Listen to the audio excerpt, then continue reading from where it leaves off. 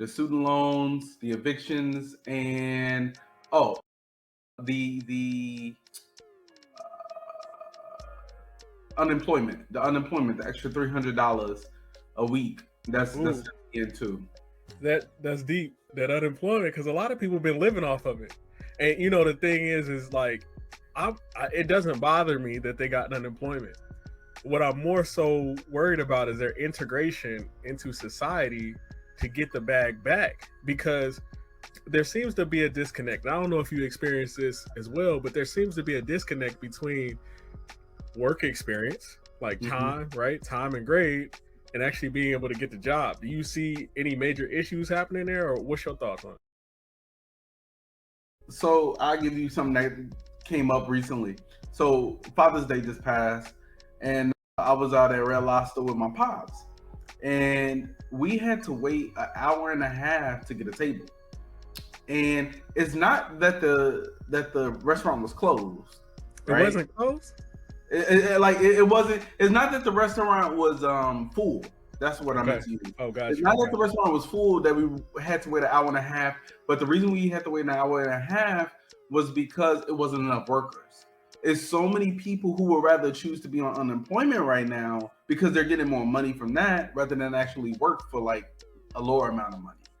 Wow. So I see a lot of people having to go back to work, right? I mean, in this particular case, you know, in a restaurant, the restaurant I'm running smoother. But think about how tough it'll be for everybody to go out there that's unemployed to go look for the specific job that they want. It's going to be a very tough market. So I foresee a lot of people having to do jobs that they don't really want because of the competition of so many people who's also looking for that same job. Okay. And you know, I kind of challenge that slightly in the fact that going out to, I think, and maybe this is just the positive, you know, empath in me speaking on this, but I think it's also a great opportunity for those who didn't like where they were. But here's the pragmatic part about that. The pragmatic part about that is you have to be very proactive and intentional about which job that you're going to go pursue.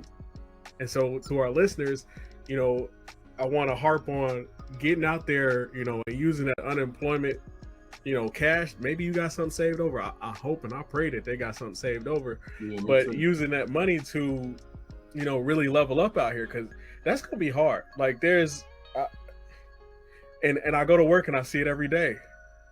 And I saw somebody that got smart, right? So we had this worker.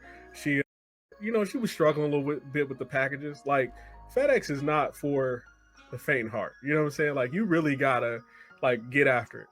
And a lot of people just don't have that. You know, everybody, that's a lot. Like everybody's not made to be an artist or a painter or something like that, right? And so next thing I know, so I come in one morning, I'm walking through, you know, because we got to go to the security gate.